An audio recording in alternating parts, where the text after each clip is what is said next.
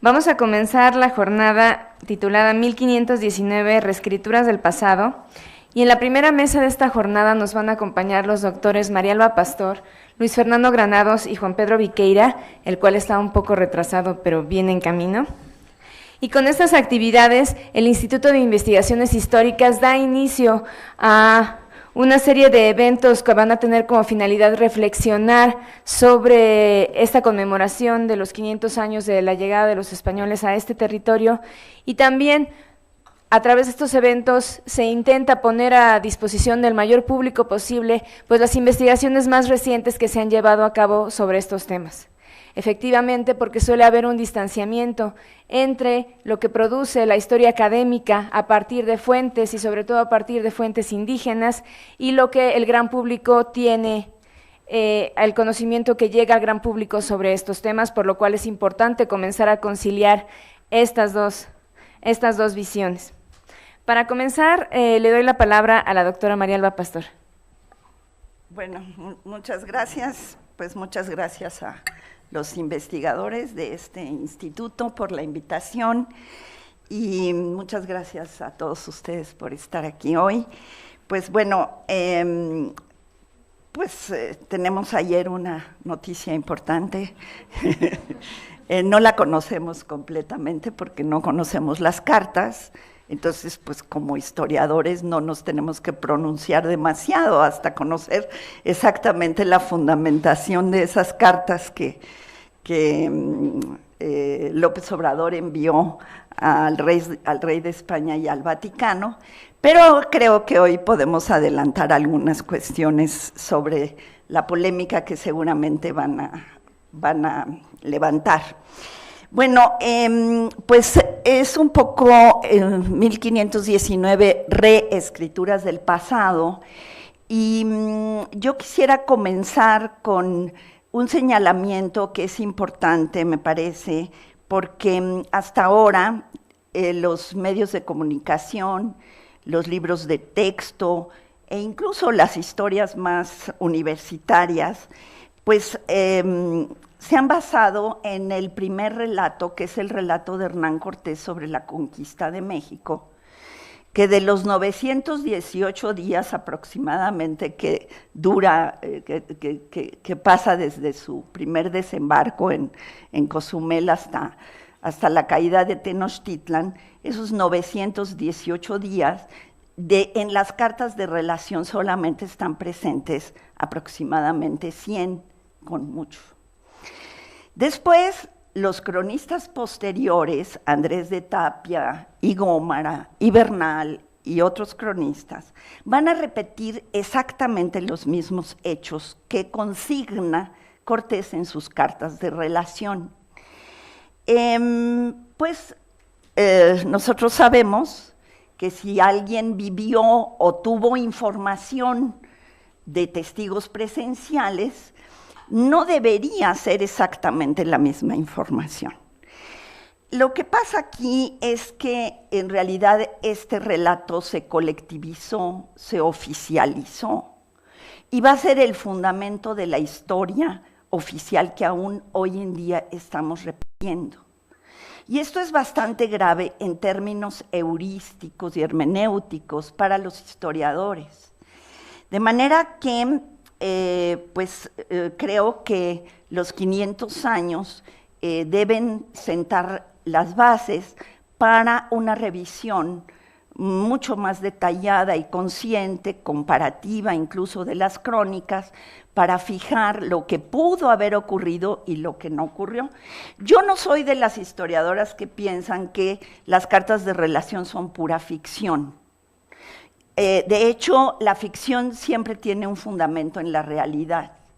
Lo que pasa es que no se ha hecho ese trabajo de depuración entre una realidad mesoamericana y lo que Cortés relata. De lo que sí estamos seguros, y esto hay una amplia bibliografía al respecto, es que las cartas de relación y posteriormente las repeticiones de los fieles de Cortés, Gómara, Bernal, etcétera, están llenas de fantasías, copias, plagios, mentiras, mentiras en el sentido de intencionalmente miente, es decir, Cortés intencionalmente miente, porque finalmente lo que ocurre es algo muy interesante, que también tiene relación con lo que ocurrió ayer. Las cartas, y en este caso son cartas de relación, son informes pues de carácter semimilitar, ¿no? Cuando se entregan, pues ya cambian de propietario, ¿no? Si usted escribe una carta de amor a un chico o una chica, pues en el momento en que la entregan, la carta ya no es suya, ¿no? Entonces, las cartas son del rey de España, y el rey de España, más bien el Consejo de Castilla primero y el Consejo de Indias después, van a hacer con esas cartas lo que quieran, ¿no? Entonces van a limarlas, purificarlas, etcétera, etcétera. Entonces, las cartas pierden, digamos, su propietario original, entran al Consejo de Castilla, Mártir de Anglería, Fernández de Oviedo, los cronistas reales. Si ustedes ven, Mártir no, habría que hacerle un análisis muy particular, pero Fernández de Oviedo dice abiertamente, ¿para qué les voy a contar yo el relato si ya lo contó el capitán general? Y va y lo repite, ¿no? Entonces, ¿cómo es que nosotros estamos todavía en México y en España repitiendo el relato del capitán general? No lo haríamos en el caso de Vietnam, ¿no? O sea, no tomaríamos el relato del general del ejército norteamericano como el relato verdadero de lo que ocurrió en la guerra de Vietnam. Y entonces, ¿por qué sí lo hacemos con el caso de la conquista? Ahí hay un problema que tiene que ver con la reescritura del pasado. Ahora, que hubo genocidio, que hubo esclavización, que hubo maltrato, que hubo violaciones. A ver, seguramente sí, y no seguramente, el propio Hernán Cortés lo dice. Él dice, corté manos, corté orejas, es decir, pero ubiquémonos en el tiempo. Así son los imperios, así son las conquistas, así es el imperialismo, y preguntémonos qué hicieron los franceses en Argelia o qué hicieron los holandeses en Sudáfrica, ¿no? Es decir, todavía siglo XIX están cortando orejas, ¿sí? Entonces, bueno, aquí hay un problema muy importante que tiene que ver con derechos humanos, que tiene que ver con un pasado que no debemos negar ni unos ni otros, ¿no? Y que lo más importante sería tratar de investigar exactamente qué fue lo que ocurrió, porque la imagen que la historia oficial transmite es de unos pueblos mesoamericanos a los cuales se les ha incorporado elementos medievales y cristianos. Si nosotros repasamos lo que pasa en el Consejo de Castilla y después en el Consejo de Indias, con el relato de la conquista, vamos a ver un tránsito de el indígena americano bárbaro, barbarísimo, ¿no? Es decir, con todos los elementos más bárbaros que uno se puede imaginar, bárbaro, irracional, etcétera, a una especie de purificación o de atenuación de esas barbaries, que termina en el año 1500, bueno, cuando abdica Carlos V, 1555, las controversias de Valladolid 5 años antes, 1551, con un indígena que es un cristiano en potencia.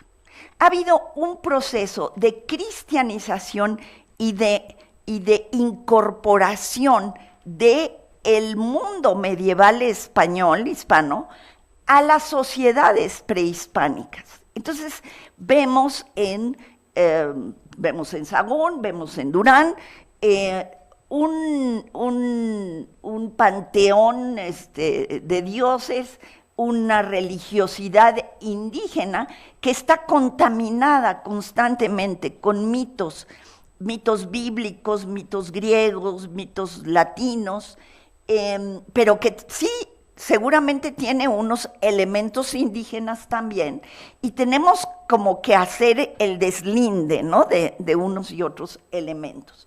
La idea es que finalmente hay un proceso que yo llamaría como de inculturación de la fe. Esta idea muy retórica del siglo XVI, que viene en buena medida de la obra de Tomás de Aquino, de la escolástica aristotélico-tomista, en donde la revelación del cristianismo es algo que el mundo terminará por reconocer. Entonces, la población indígena era cristiana sin tener conciencia de eso. Tiene que llegar el Imperio Español a revelarle la verdad, y entonces, de manera casi automática, la población indígena dejará sus pecados y dejará de permitir que el demonio la manipule para convertirse graciosamente, para convertirse por propia voluntad al cristianismo. Es decir, ahí hay un proceso de estrategia imperial, ¿sí? Y nuestra historiografía tiene que estar muy al tanto, muy clara, entre lo que son los documentos oficiales que han sido utilizados para la difusión de la historia oficial y lo que podrían ser fuentes que sí nos confrontan con la realidad mesoamericana, y esas fuentes están sobre todo en los museos, ¿no? Son fuentes arqueológicas, ¿no? Y bueno, y creo que habrá tiempo de hablar de hasta qué punto esa tradición mesoamericana se conserva hasta nuestros días incluso. Bueno, la otra cuestión que me gustaría señalar, ¿cómo voy? Muy bien, 10 minutos. Okay. La otra cuestión que me gustaría señalar es que, por supuesto, porque la idea es hablar del significado de la conquista en nuestro presente, por supuesto que la conquista implica una transformación radical del curso de las cosas para el mundo entero, no solamente para España y América. Si pensamos en que desde el siglo XIV, bueno, si pensamos primero en que el mundo está lleno de conquistas y colonizaciones, ¿no?, y que somos producto de un mestizaje que parte de los primeros seres humanos que salen de África, ¿no? Es decir, el mestizaje prehispánico. No se habla de ese mestizaje, pero obviamente los pueblos indígenas se mezclaron. Entonces, ¿de qué hablamos cuando hablamos de mestizaje? ¿No? Yo no entiendo, nunca he entendido, pero bueno. El caso es que esta transformación desde el siglo XIV implica fundamentalmente la ubicación y el apoderamiento de enclaves para fundar colonias de asentamiento, cuya función principal era el rescate, el llamado rescate por los españoles, o sea, era el intercambio de mercancías. Y por supuesto, este gran mercado de esclavos, ¿no?, de las costas africanas, pero no la idea de apoderarse de unas tierras para fundar señoríos. Esto es muy castellano. Entonces, también el periodo previo a la conquista de México, digamos desde el 1504 más o menos, desde el primer proyecto de los Reyes Católicos para las Indias, nosotros advertimos que hay un conflicto muy serio que la historiografía castellana, porque este es otro problemita, ¿no? Nosotros tenemos la visión de la historiografía de Castilla. Cuando nos vamos a las fuentes catalano-aragonesas, todo lo que ocurre con el descubrimiento de América y con la colonización de las Antillas primero, cambian, ¿no? ¿Por qué? Porque eran dos clanes en disputa, los catalano-aragoneses contra los castellanos, cosa que de una manera muy remota explica un conflictillo que tiene España ahí atravesado hoy en día con Cataluña todavía, ¿no? Entonces, el clan de los catalano-aragoneses que comanda Rodríguez de Fonseca es un clan con fuertes intereses con los genoveses y toda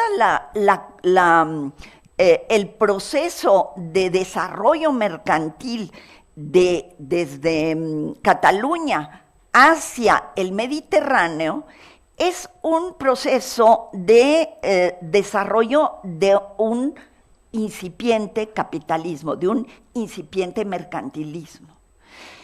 Este clan que llega a las Antillas no tiene tanto el objetivo de la fundación de señoríos, sino de la navegación, la circunnavegación hacia las especies, hacia las Indias Orientales.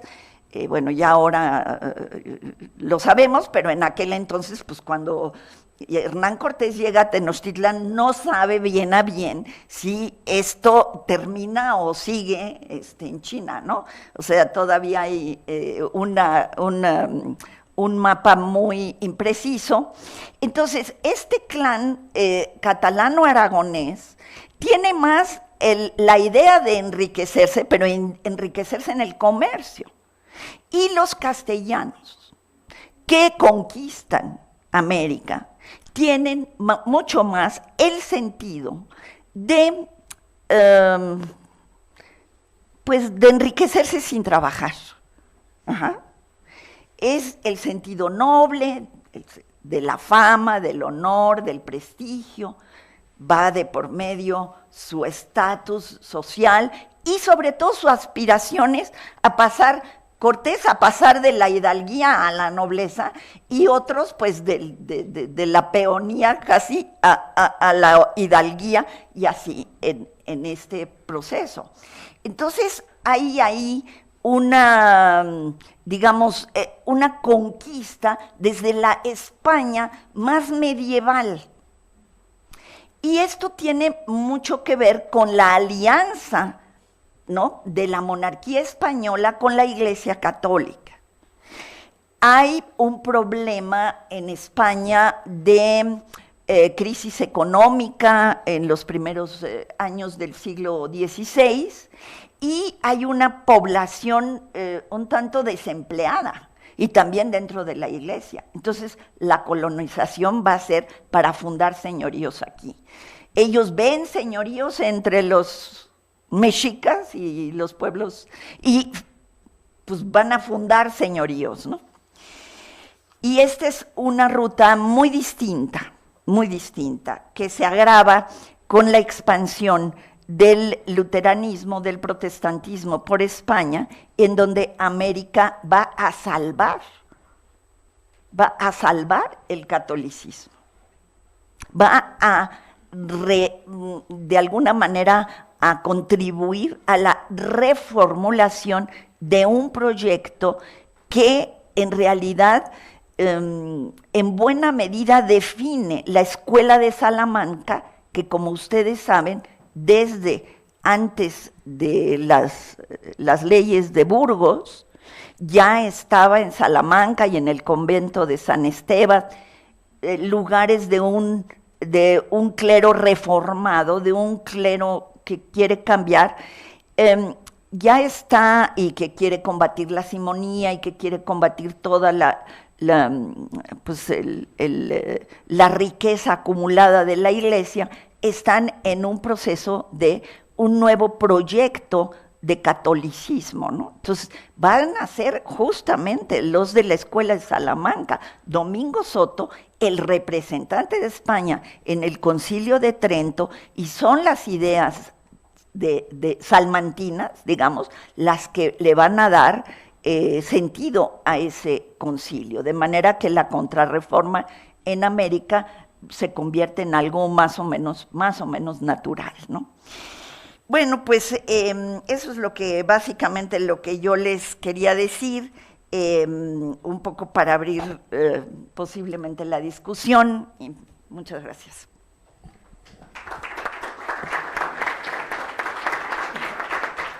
Muchas gracias a la doctora Marielba Pastor precisamente por señalar estos distintos puntos sobre los que cabría abundar la reflexión, y le doy ahora la palabra al doctor Luis Fernando Granados. Buenos días. Qué bueno ver tanta gente. Qué bueno que ver tanta gente conocida.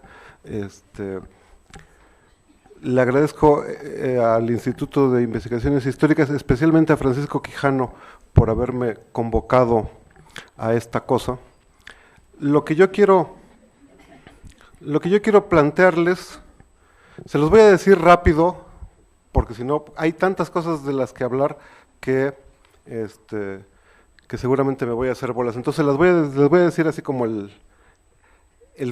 la idea central y luego intentaré explicárselas. La idea central es: la conquista no existió.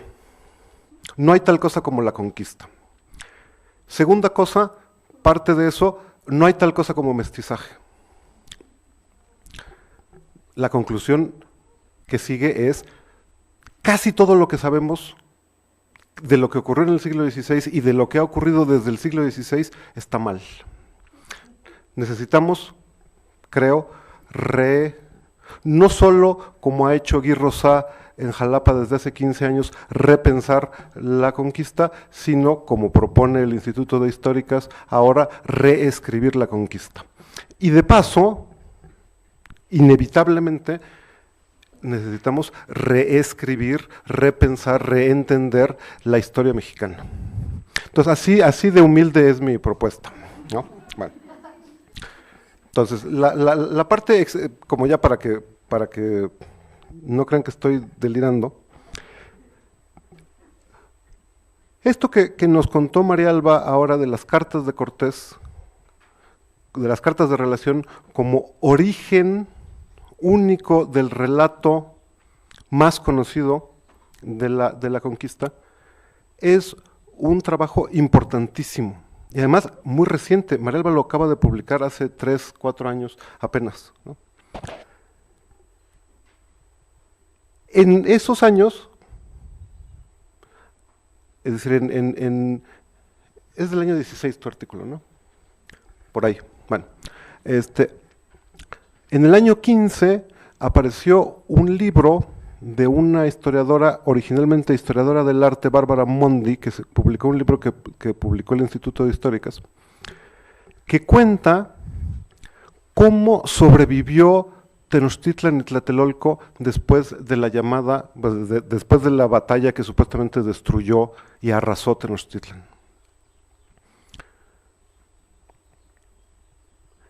Esos dos trabajos, entre otros muchos, son en realidad los últimos golpes al gran relato cortesiano y, diré yo, colonialista de la conquista.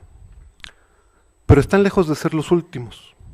Hace por lo menos 25 años, 30 años quizá, un montón de historiadoras e historiadores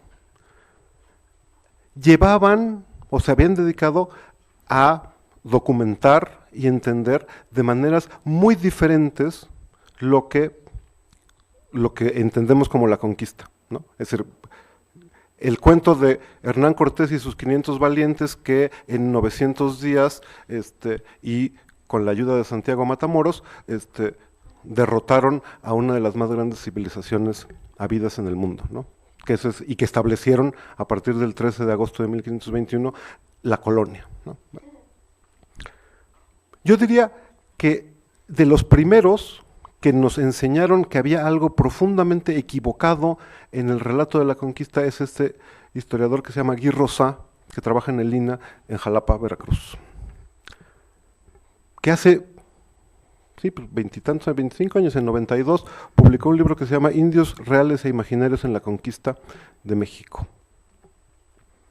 que además es un libro fundamental, y perdón por mencionarlo aquí, porque le hace una crítica radical a la visión de los vencidos, que, como saben, es el libro de la Universidad Nacional que más se vende y se ha vendido en la historia de la Universidad Nacional. Es un libro que hemos leído todos, y ya desde entonces, desde el año 92, Guy Rosat lo puso como lazo de cochino.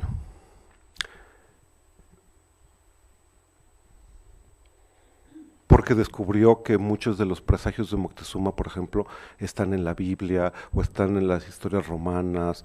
Muchas de las cosas que se supone que eran como contadas desde la visión indígena, en realidad no eran indígenas. Pero bueno, digamos, desde los años 90, que seguramente antes se me olvidan cosas, de manera paralela al libro de Guy Rosat, una historiadora australiana, por ejemplo, escribió un libro que a mí me gusta mucho, que a los yucatequistas, a los que estudian Yucatán no les gusta, pero a mí sí, como yo no estudio Yucatán, no importa, que cuenta, entre otras cosas, cómo fue la conquista en Yucatán. Y nos recuerda una obviedad, que Montejo y sus no sé cuántos valientes se tardaron más de 20 años en derrotar militarmente a los yucatecos. Y teníamos, obviamente, un libro viejísimo de los años 50 que nos de Powell, que nos había contado que en el Bajío la conquista española se había tardado 50, 60 años, no había habido realmente una derrota militar. El pueblo que fundaron en lo que hoy es Guanajuato para celebrar la victoria española se llama San Luis de la Paz, ¿no? Como por algo. Y en los años, es decir, yo les cuento así como medio a vuela pluma, libros que nos habían ido contando esta historia. La historia que nos contó Kevin Terraciano de la Mixteca, lo que nos mostraba es que los españoles conquistaron la Mixteca cuando los mixtecos decidieron aliarse con los españoles, no antes. Que los españoles subieron a la Mixteca cuando los mixtecos quisieron.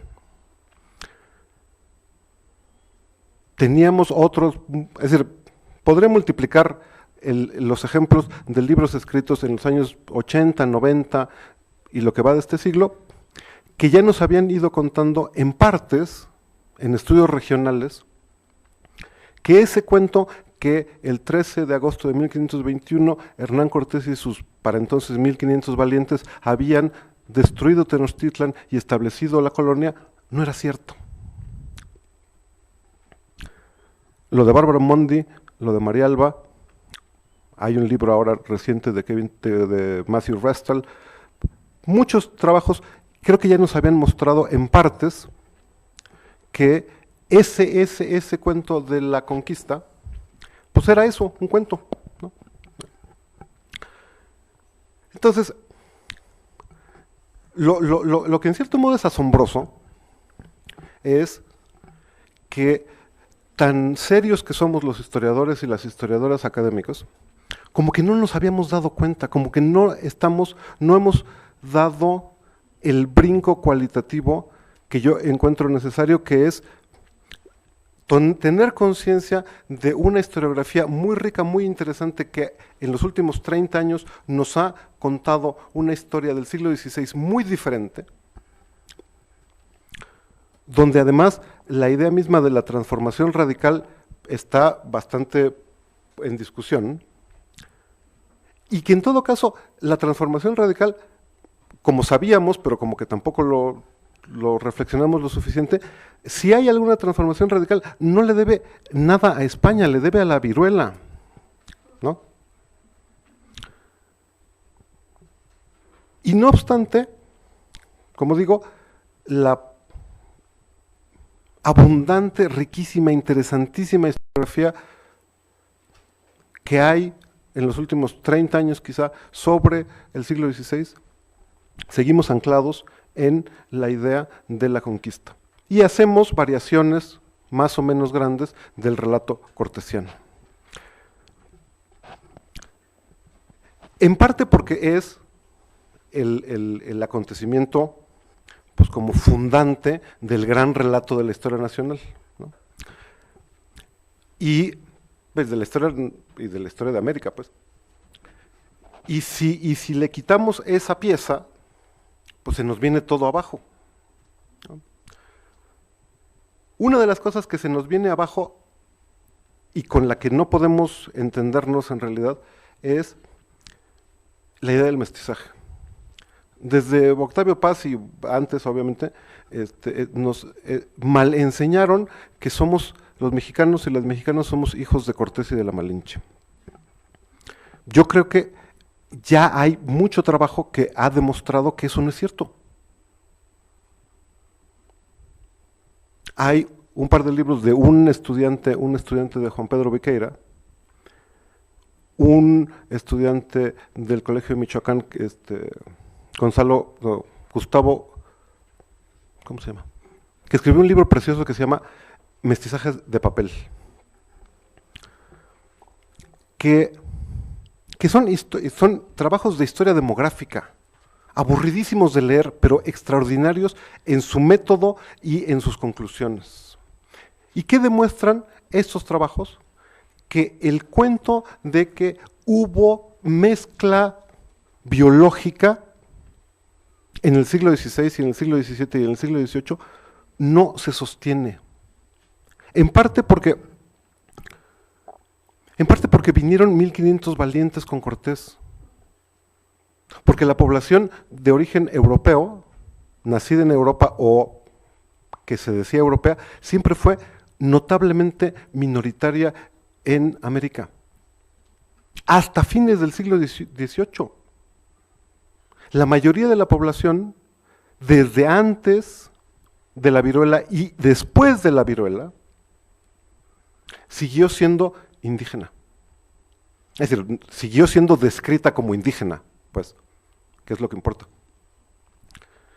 Entonces, le iba a decir la nueva historia demográfica, pero no sé si se llama así, pero digamos, hay nueva historia demográfica que muestra, creo, desde la cuantificación, desde el estudio de los archivos parroquiales, es decir, no son elucubraciones discursivas, es estudio de historia demográfica dura, como quien dice, que el cuento del mestizaje no ocurre en la época colonial.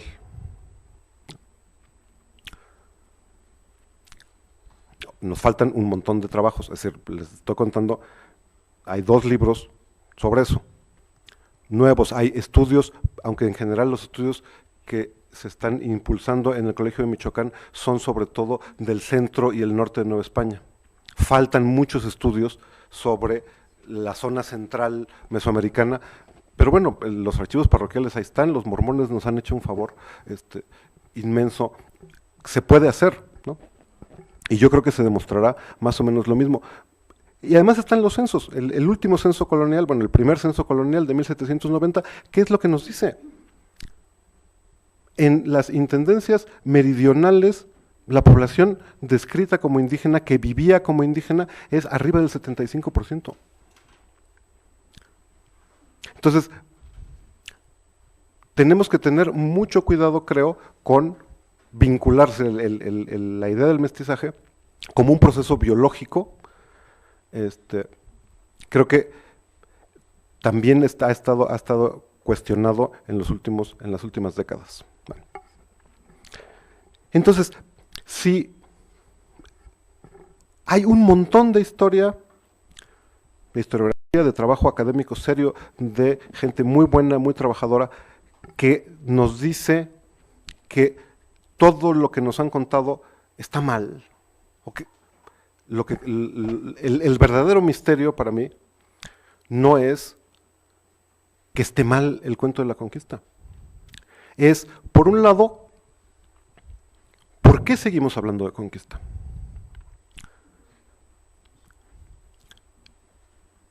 Y en segundo lugar, ¿qué podemos decir? ¿Cómo podemos describir?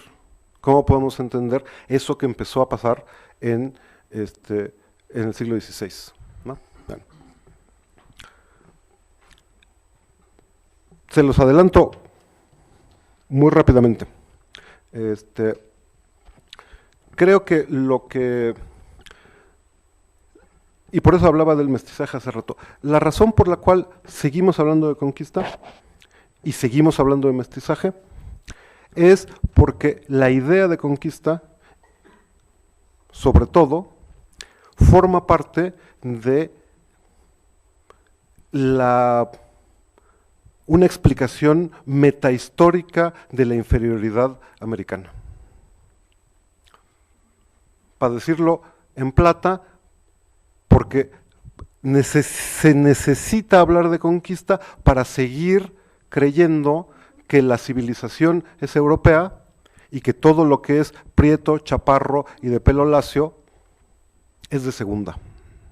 Y por supuesto está asociado centralmente, íntimamente, con el racismo en el que vivimos. ¿No? Suponer lo contrario mostraría la artificialidad de la inferioridad americana.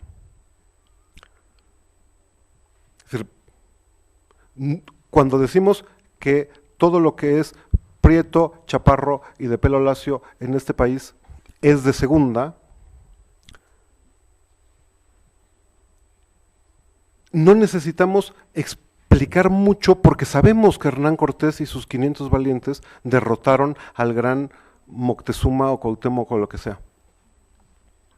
En el fondo, la explicación última del racismo, de una cosa que le podemos decir, que me gusta decirle, colonialidad mexicana, tiene que ver con la conquista. Es necesaria para la subsistencia del cuento de la inferioridad americana y, en consecuencia, de la superioridad europea, ¿no?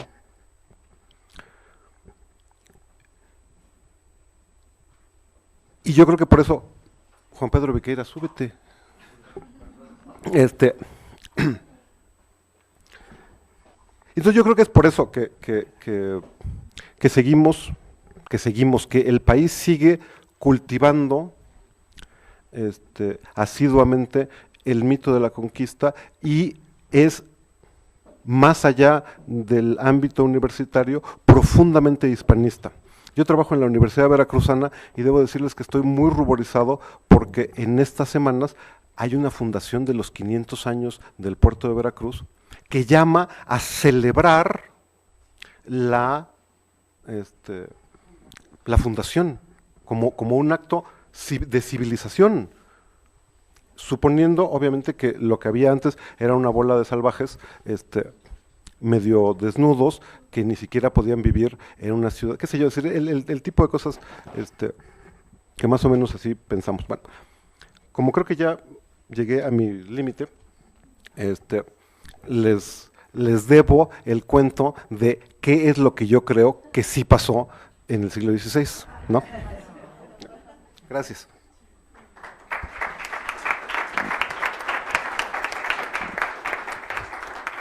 Muchas gracias al doctor Luis Fernando Granados. Le doy ahora la palabra al doctor Juan Pedro Viqueira.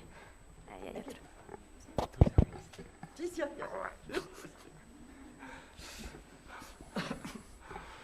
Bueno, mil disculpas. Por algún motivo había apuntado en mi agenda que eran las 12, entonces por eso estoy llegando tarde. Mil disculpas. Bueno, también tengo que pedir disculpas porque tal vez lo que presente sea un poco sorprendente para la mesa que nos convoca, porque yo huyo mucho de las grandes generalizaciones, ¿sí? Por razones filosóficas, yo renegué de mi carrera original, que era sociología, porque me parecía que el tipo de respuestas que proporcionaba la sociología eran demasiado generales y abstractas, y opté por hacerme historiador y especializarme en historia regional, en historia de Chiapas más en particular, e incluso en algunas ocasiones como microhistoriador. Entonces, lo que yo quiero mostrarles aquí es intitulé mi ponencia, Los pueblos de indios en Chiapas, una herencia viva de la conquista y colonización españolas. Es decir, cómo algo que fue impuesto por la fuerza en el siglo XVI, ahora se mantiene vivo en Chiapas. Sí.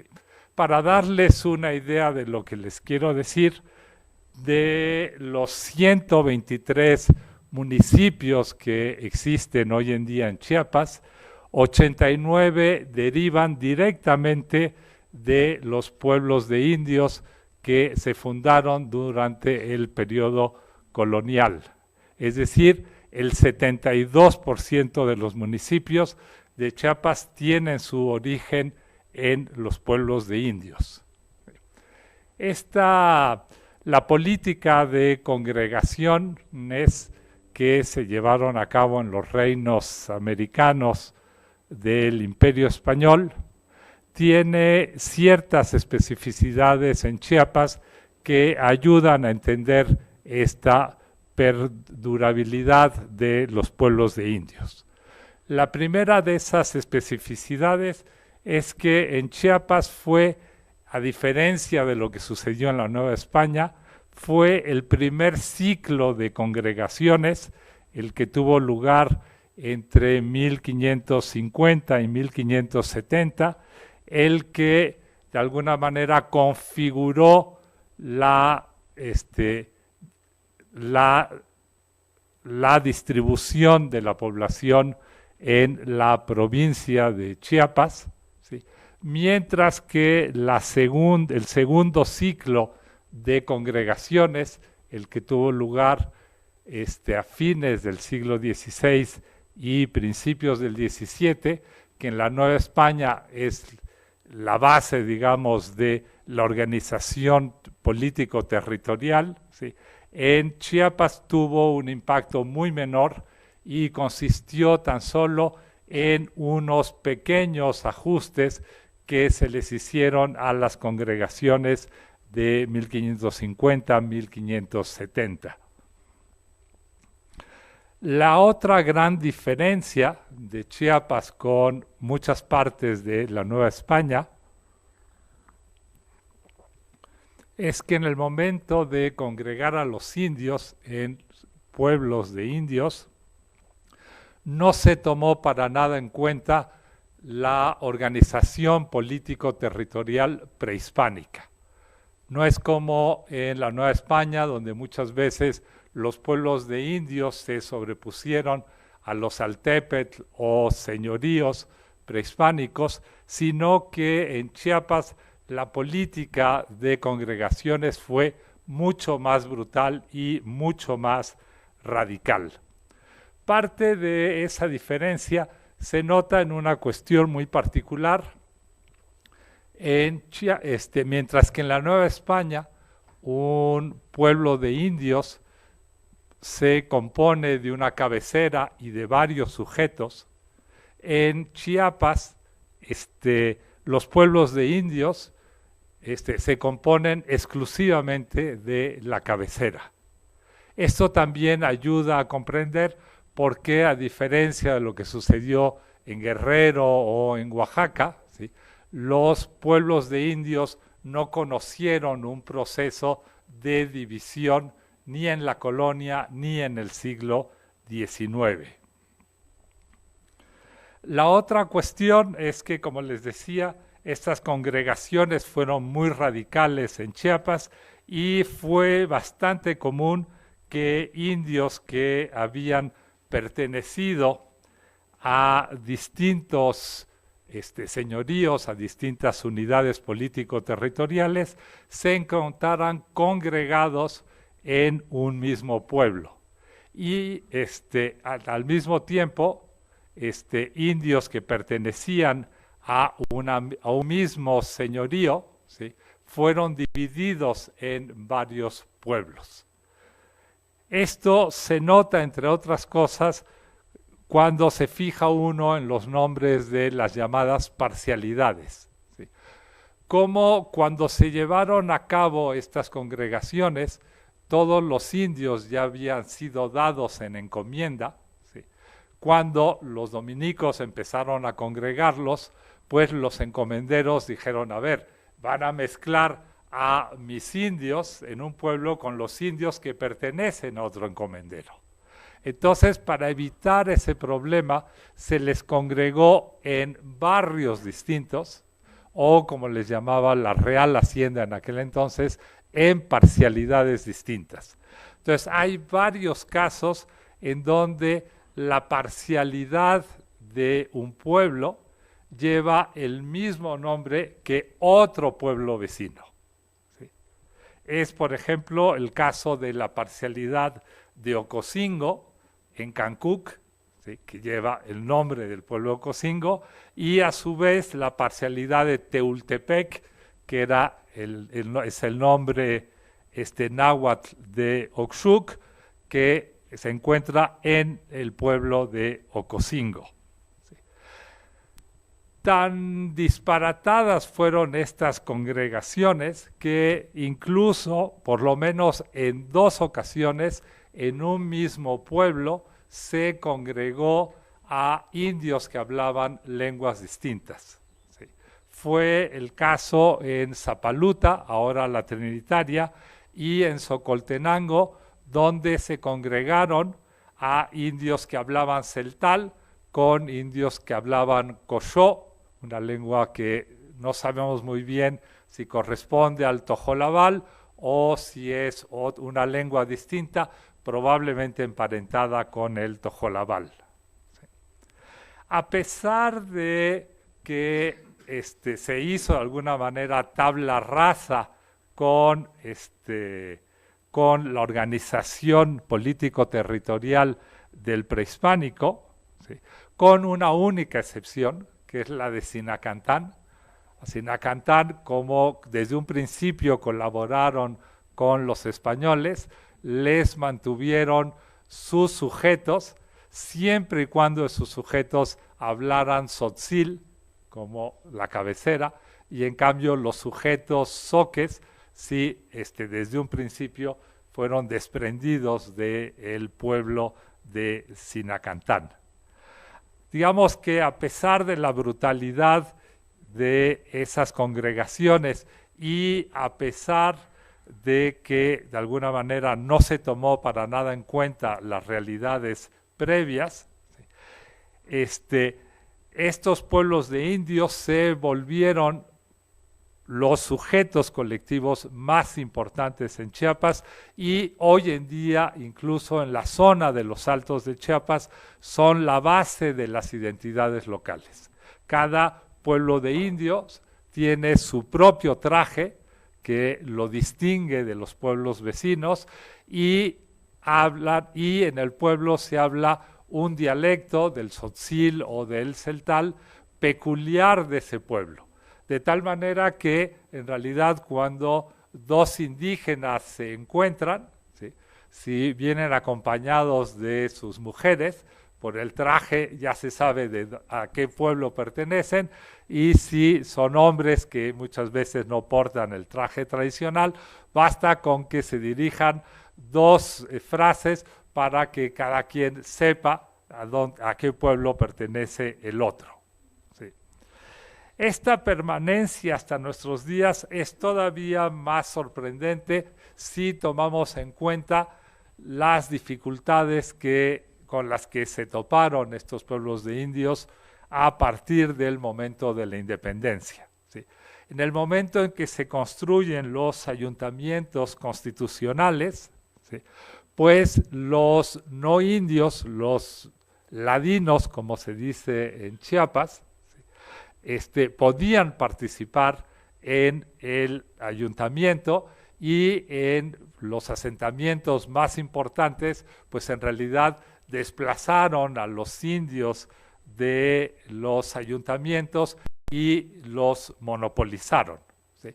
Pero lo interesante es que en los casos en los que esto sucedió, la respuesta de los indígenas fue crear, o más bien mantener vivo, su cabildo colonial, ¿sí?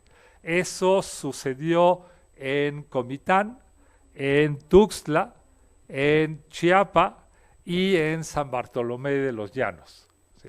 No tenemos mucha información sobre el funcionamiento de estos cabildos indígenas durante el siglo XIX, salvo para el caso de San Bartolomé de los Llanos, hoy Venustiano Carranza, donde pueblo que tuvo la suerte de contar con un gran cronista local que sí abundó sobre eso, y entonces aparece primero que ese cabildo indígena, ¿sí?, subsiste todavía en tiempos de la Revolución Mexicana.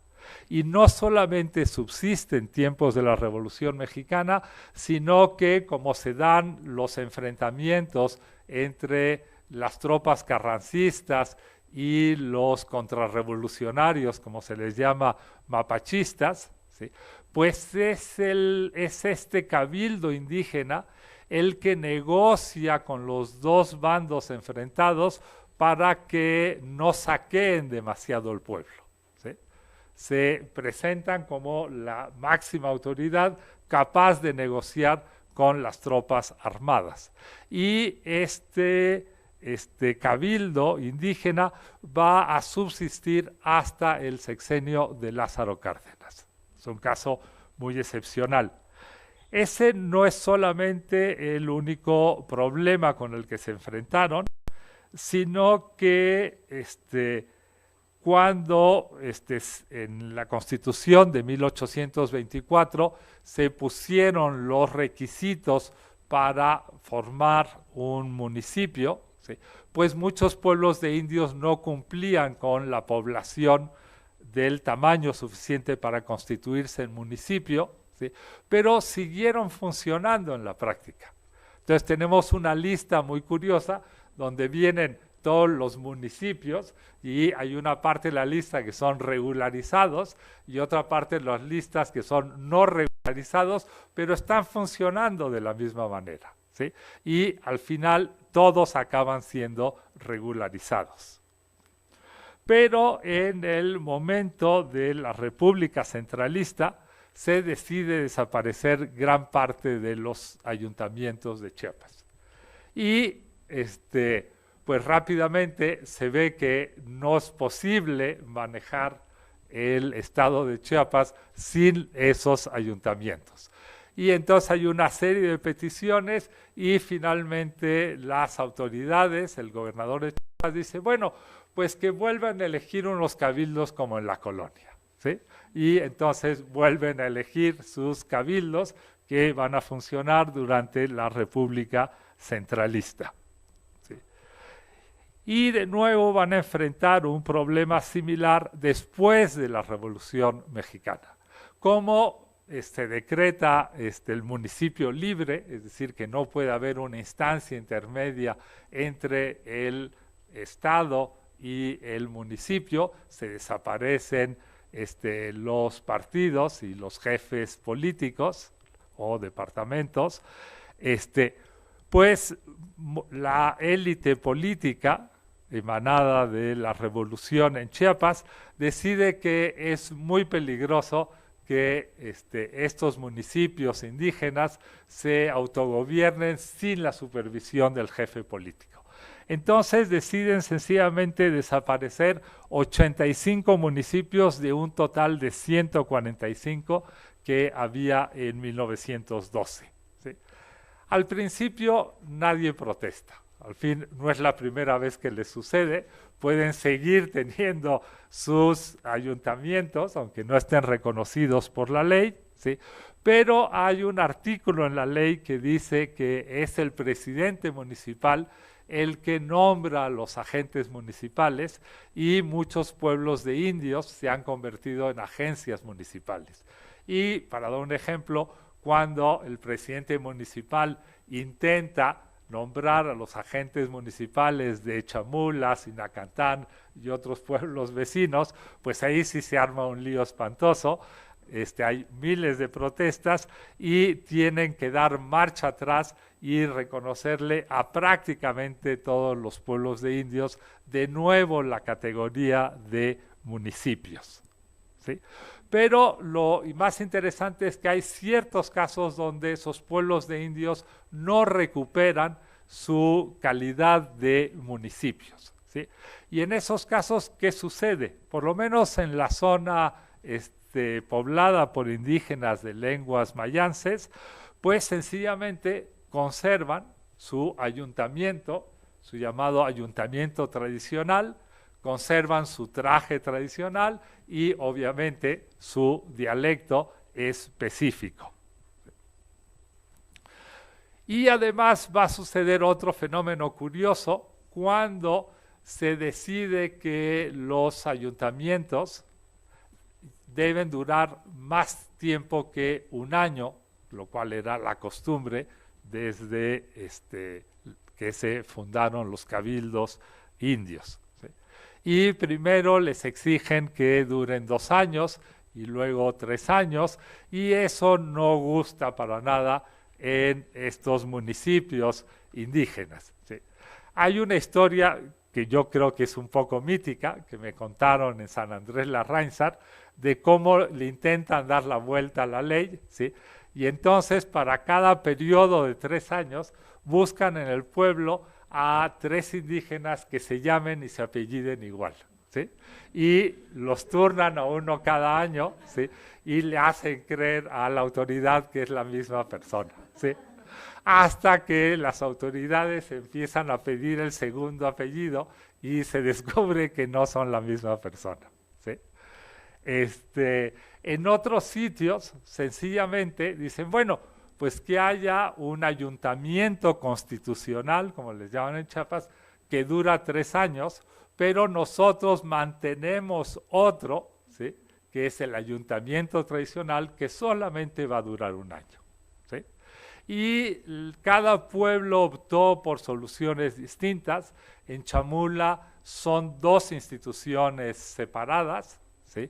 En San Andrés Larráinzar, en cambio, durante mucho tiempo, en realidad se juntaban el ayuntamiento constitucional con el tradicional y las decisiones se tomaban entre todos. En Chamula, en cambio, el ayuntamiento tradicional solo ve cuestiones de pleitos internos, ¿sí? Adulterio, robos de cosecha, problemas de herencia, etcétera, etcétera, mientras que el manejo político y del presupuesto está concentrado en el ayuntamiento constitucional, ¿sí? Curiosamente, cuando se quiso reconocer esos ayuntamientos tradicionales en 1998, supuestamente para dar cumplimiento a los acuerdos de San Andrés, pues el resultado fue bastante desastroso, ¿sí? Los convirtieron en juzgados de paz y conciliación, les impusieron un abogado de fuera, ¿sí? Y les obligaron en San Andrés Larráinzar a separarse del ayuntamiento constitucional, con lo cual los dejaron sin facultades para el manejo del presupuesto, ¿sí? Vale la pena también señalar que muchos de estos antiguos pueblos de indios que no tienen la categoría de municipio siguen luchando por recuperar esa categoría, y algunos lo han logrado, como fue el caso de Cancuc en 1992, que fue un caso muy interesante. Se separó de Ocosingo, ¿sí? Y no hubo ningún problema a la hora de trazar los límites del nuevo municipio, ¿sí? Todas las localidades sabían perfectamente si pertenecían a Cancuc o no pertenecían a Cancuc, ¿sí? Y lo mismo sucedió con Santiago El Pinar, antes Santiago Huistán, y con Aldama, antes Santa María Magdalena, que en 1998 recuperaron su categoría de municipios. Normalmente le tenía que haber sucedido lo mismo a Santa Marta, que es vecino de esos dos otros pueblos, pero como en Santa Marta los zapatistas eran mayoría, ¿sí?, el gobierno de Chiapas no quiso reconocerles el municipio. ¿Sí? Y ahora ha surgido un caso muy interesante. ¿Sí? La selva lacandona, donde no hubo pueblos de indios, pues empezó a poblarse en los años 50, 60, ¿sí?, y pues nunca tuvo ayuntamientos tradicionales. Pero ahora, con el levantamiento zapatista, el EZLN creó las juntas de buen gobierno. ¿Sí? En un primer momento, las juntas de buen gobierno quisieron erigirse en el gobierno de todos los indígenas de su zona de influencia, fueran o no zapatistas. Y esto causó muchísimos problemas, muchas veces entre el EZLN y sus antiguos aliados, la CIUAC y el PRD, ¿sí? Y a veces esto incluso derivó en violencia, pero poco a poco las juntas de buen gobierno fueron descubriendo que no era una buena idea intentar imponer su autoridad a indígenas que no simpatizaban con su causa, y decidieron solamente resolver problemas de justicia entre los que quisieran. Y el resultado es que, como son más confiables que el Ministerio Público, lo cual comprendemos todos perfectamente bien por qué, ¿sí?, pues resulta que hay incluso gente que no es zapatista, ¿sí?, que lleva ante las juntas de buen gobierno su caso para que la junta proceda a alguna forma de conciliación. ¿Sí? Entonces, este ejemplo nos muestra cómo una institución que fue impuesta por los españoles en el siglo XVI se convierte en una parte de la cultura propia, ¿sí?, de los indios, ¿sí?, en el periodo colonial y luego de los indígenas hasta nuestros días, de tal forma que se ha convertido en una de sus prácticas culturales más específicas. Muchas gracias.